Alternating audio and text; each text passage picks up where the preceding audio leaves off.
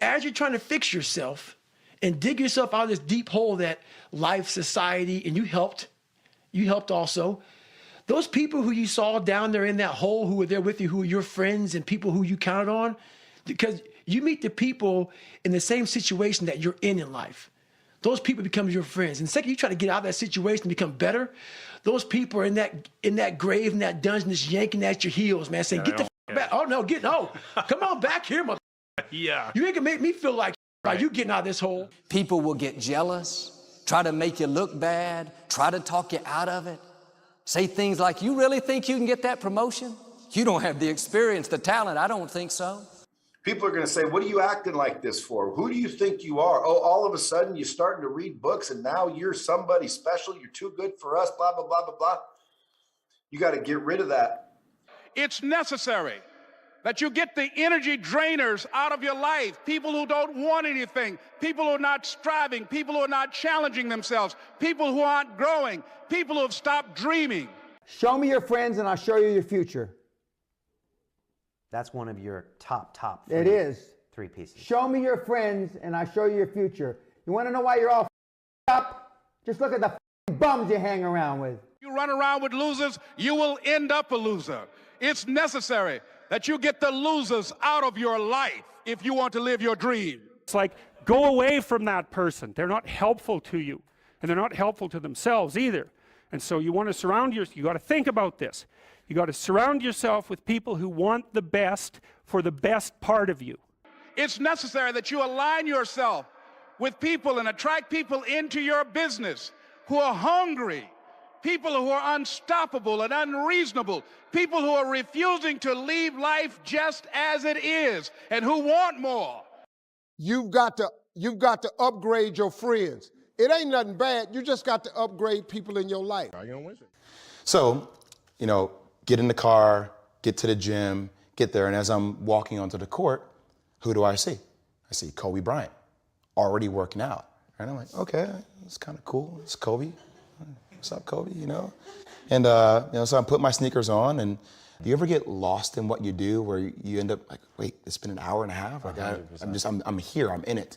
So once I set my foot across that line, I started working out, and so I worked out for a good hour and a half. And when I came off after I was done, I sat down, and of course I still heard the ball bouncing. I looked down, I'm like, this guy's still working out. He was working out for it looks like he was in a dead sweat when I got here. Right. And he's still going. And it's not like his moves are nonchalant or lazy. He's doing game moves, right. I sit there and I unlace my shoes. I'm like, I want to see how long this goes. So I sit out there and watch, another 25 minutes. And he got done. I was like, okay, I think I've seen enough. Go play, come back, get in the sauna, get ready for the game. That game, he drops 40 on us, Whoa. Okay?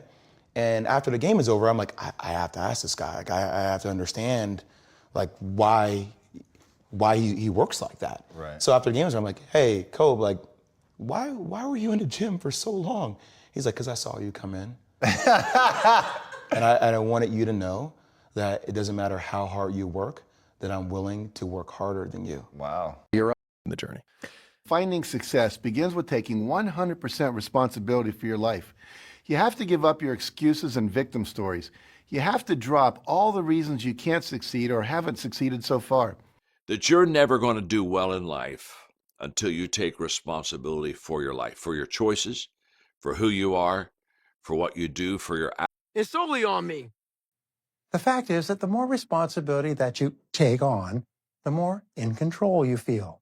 And the more you feel in control, the greater freedom you experience, especially in your own mind. When you feel completely free, you make better decisions and you do more of the things that you really want to do. Fully 99% of all our difficulties and problems exist only because we are able to blame someone or something else for them. The instant that you stop blaming, your negative emotions begin disappearing. What is the antidote to blaming? It's simple. Since your mind can only hold one thought at a time, either positive or negative, you can override all your negative emotions, eliminate the tendency to blame and become angry, simply by saying the words firmly, I am responsible.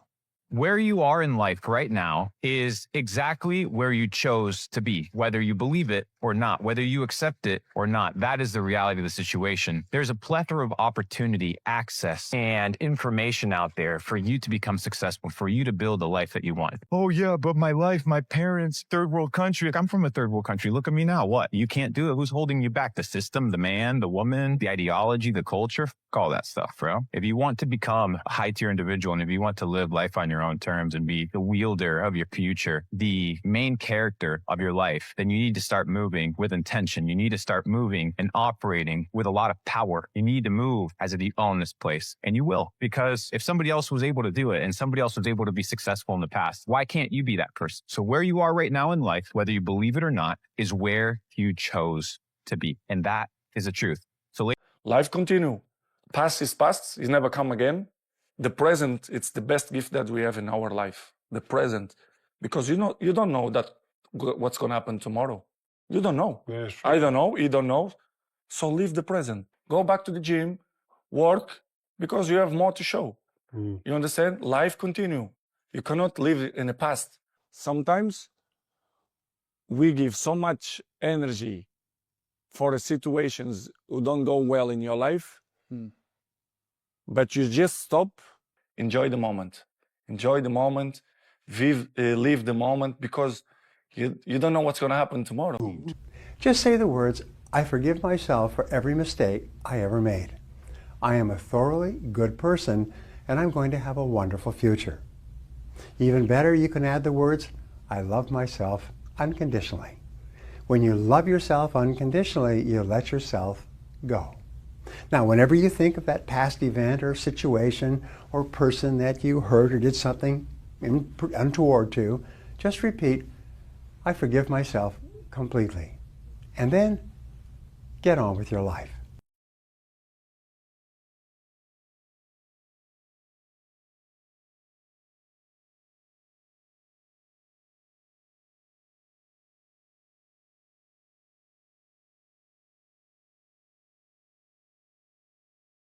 You got to be relentless. Nobody knows but you. You can't get advice on what you should do with your life, right? Nobody knows what you are. It's like, as much as you want people to agree and you want the people around you to be supporting your dreams and all, it's not going to. I want to go play video games. You obviously don't want it bad enough. Because a person that you want to, I became obsessed. I became obsessed with being the baddest that God ever created. Am I that? I don't care. I believe it.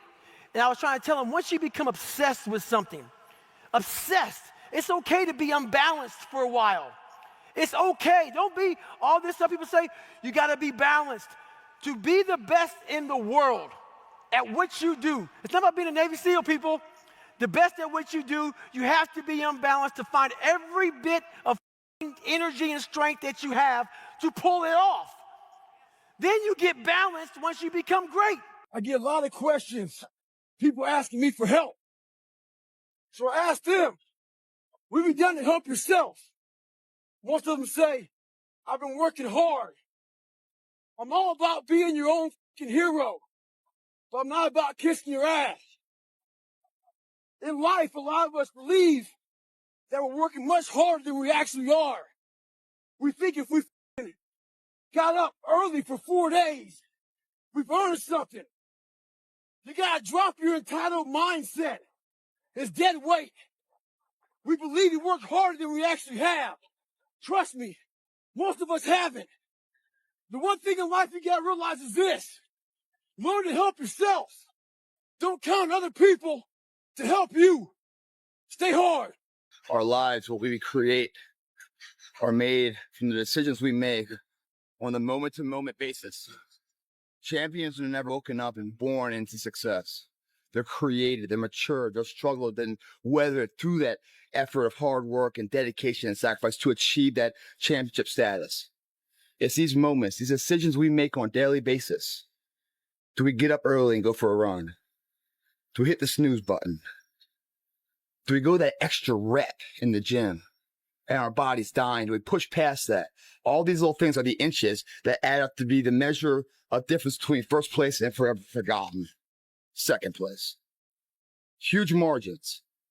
But if you look about your day and all these little moments of life, all these little opportunities are in your wheelhouse. You create them. And later in life, when you're crying because you came up short, stop being so selfish. Look back on your day. Examine it. Put it under a microscope. And have responsibility for your actions. Those inches you need to be number one then, which is now in the past, are around us every single day. It's not a bad break. It's not the ref making a bad call. It's that you get up that day and do those little tiny things, the little details, the little nuggets of life. That's what adds up to be the difference. And if you're going to sit here and complain why you came up short, without taking responsibility and looking at yourself internally first on all the opportunities you decide to pass on for comfort, then you're a shallow person, guys. If your day doesn't challenge you, don't ever expect to be changed by it. It's what it's like to be obsessed. And I think we put a negative label. Label on obsession. Oh, Hell yeah. He's obsessed. No, to me, it's a daggone, it's a compliment. It's a compliment. If you want to be great, you want to be the baddest motherfucker ever at what you do, you could be misunderstood by everybody because you're going to be so fucking obsessed and so driven to get there. That's what it takes. That's the truth. It takes every second of your fucking life. Anybody says balance? Yeah, balance is important for a lot of people. It is. But if you want to go to that edge where people do not like you, don't understand you, question everything you do, you've arrived. When you are misunderstood to the point where people think you're psycho and you're nuts and you're this and that. This is my time! Get in line! That's how you do it, guys. You commit to something. You tell everyone about it. And no matter what, they honk and cheer for you. They get behind you. Instead of being one of those subjective nature losers in life that beats you down because you're doing better than them and you're reminding them of their failures. And here we start. Get the mind right. The body will follow. Are weighing you down that day. Like, try that and you will see your stress level, your unhappiness level, like all these things will just they'll completely vanish, right? Your happiness will go through the roof because there's so many little things that you don't even realize. Like, you wake up and there's this weight on your shoulders. The patients who journaled for 20 minutes a day reported decreased feelings of stress. And does journaling have an impact on your physical health? It does. It does. So what happens is when you're starting to writing and you're getting all that negativity out, people who have had problems, like if they had a stomach ache or they weren't feeling well, it's releasing that anxiety because they'll be able to see their thoughts and their feelings on paper or on the computer.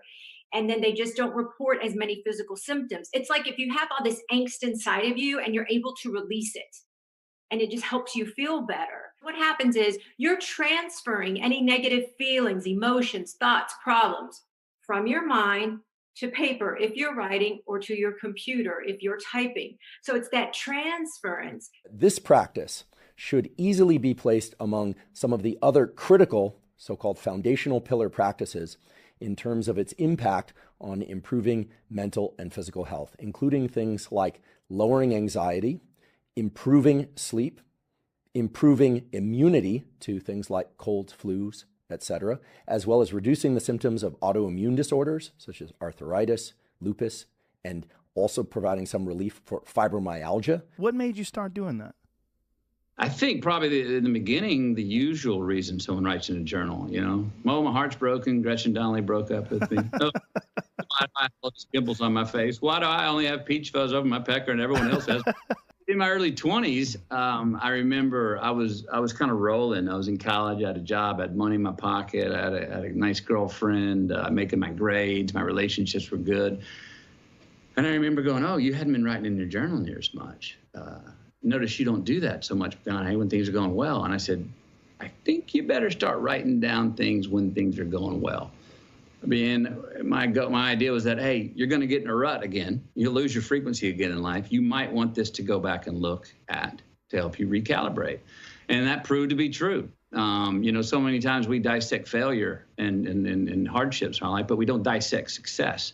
And going back in those journals, I found that there were times when I got in a rut later and I was able to go back to those journals and go, what were your habits when you were rolling, man? Who were you hanging out with? Where were you going? What were you eating? What were you drinking? How much sleep were you getting? How are you looking at life? And they'd helped me recalibrate in the times when I was off frequency and get back on the rails again and find my frequency again. And I should have brought my journal with me, man. I mean, I have several of them. I have these little green military notebooks that I've kept. I actually put a couple in the book there, coming right outs. But I write down my day. And what I do is I go back and study that day. Like sometimes I might get sick. I might be overtrained. I might gain a couple pounds here. I might feel whatever. It's like my accountability journal of what I'm doing with my life, physical, mental. I had an eating journal, all this. And it helps me go back to, once again, study. I'm a lab rat. And I study myself. And I'm like, when I'm feeling up, I go, okay, what did I do last week? And usually I can find out where I messed up last week. You know, how much I'm traveling, how much I'm sleeping, how much I'm doing all this stuff. And through journaling, man, you can really figure out so much about where you're messing up in life and what you need to fix about yourself. The other reason I like journals is because, like, you know, like you can look back over some of the, and it's so interesting. Like, you can see 2017 goals, make 100,000, did that, have 20,000 YouTube subscribers, did not do that, travel to, maybe there's some huge like bump up by the end, but travel to 12 new cities, did that. It's a promise to myself. The opportunity is there. You just need to find the solutions. And look, you can like, there's so much stuff that you can look back at, and cool just to see, like, what are your thought patterns before and compare them to now. Whenever you're researching, whenever you're coming to stumbling blocks in your business, in your life, in your happiness, in your relationship, whatever the f it may be, write it down in your journal. And the cool thing is, I can look at these in 10 years and go, E-man, you had no idea what the hell you were doing, but at least you figured it out in the end. You cannot put bullshit in there. Yeah. It's got to be a real journal about, hey, today I messed up here. Today I should have been a better person here, and not just saying it, but actually trying to fix it tomorrow. When you actually take the time to journal and you have something like there, you have something that you can see, and you can see exactly where you've come from and where you're at now, I think it's honestly incredible. And I would recommend to anyone, just go pick up some journals. So sometimes we think that writing in a journal, we think of it as a very intimidating process. Like, oh, I've got to write now. I need to write something really good. No, you don't have to write anything good. It doesn't have to be good at all. You don't even have to write. You can doodle. You can draw. You can scribble. You can write. You can make stupid words rhyme. You can write lyrics. You can draw album covers.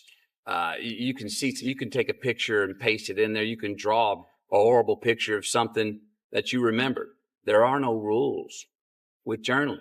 And what you'll find when you're finished with the journals, you'll look back and I believe you'll start to see themes. You maybe will see how maybe you are a poet and didn't even know it. You will see, oh, over the last few months when I filled my journal, these are the things that turned me on in life. These are the things that propelled me to pull out the pen and write my journal. You're going to find themes of how you think and how you feel mentally in here. And it's going to tell you a lot about yourself. So take that journey. Hop on the left lane. Put the pedal to the metal. Don't be afraid to pull the pen out. Okay, let's talk about this particularly transformative form of journaling that initially was researched by Dr. James Pennebaker. The particular journaling method and protocol that I will describe has also been shown to improve various metrics of everyday living, including improved memory, decision-making, and on and on and on. What that study essentially consisted of was inviting undergraduate students into the university laboratory one at a time, and they were to spend 15 to 30 minutes writing about the most difficult, even traumatic or possibly non-traumatic, but still very difficult experience that they can recall from their entire life. Okay, so the first key instruction is that they take a moment to think about what is the most difficult, perhaps even traumatic experience of their entire life. The second instruction was that they were supposed to write for 15 to 30 minutes. And the third instruction was that they were supposed to write for the entire time. So it's important that if you decide to implement this protocol in your own life, that you carry out the writing in a place where you will not be disturbed for that entire 15 to 30 minute duration. Writing about something very stressful or traumatic for 15 to 30 minutes, 4 times, either on consecutive days or separated out by a week between each of those 4 writing sessions, can produce long-lasting positive effects on mental and physical health. There was a study done in Florida at a tennis academy, and what they looked at was, what is the difference between those tennis players that are top 5 in the world versus those that are top 25? Was it their diet? No. Was it their exercise? No. Was it when they started playing the game? No. Was it their coaching? No. What they actually found was this. The difference between the top 5 ranked people in the world and the others in the top 25 was their thinking. In the 10 to 15 seconds after a point had been scored in tennis. Subscribe to the channel